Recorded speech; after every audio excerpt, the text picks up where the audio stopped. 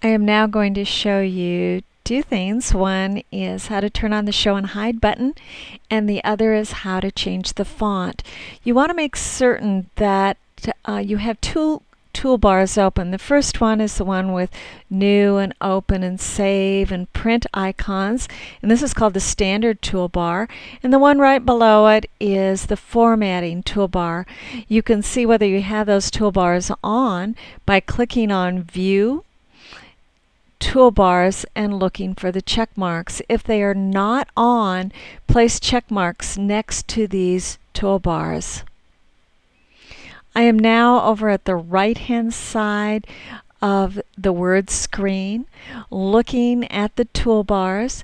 This is the standard toolbar, and this is the Show Hide button. When I go down in my document and type,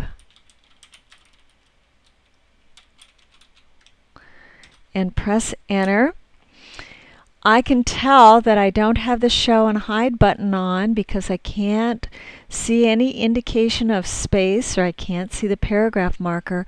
If I turn on the Show and Hide button, I can see spaces, and I can see the paragraph markers. And so you'll be working with the Show and Hide button on.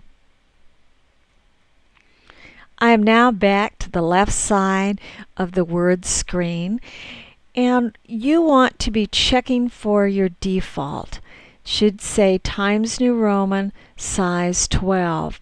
If it does not, if this says 10, you need to go in and change the default of your font. And you do this by clicking on Format and then Font. And the font dialog box will open. In this dialog box, you'll see the name of the font happens to be Times New Roman. The font style is regular. And over on the right-hand side of this box is an indication of the size. If 12 is not the default font, you want to go down and click on 12. At the bottom of the dialog box, you have an opportunity to click on either Default or OK. When you click on OK, it will only change the font for this one document that you're working on.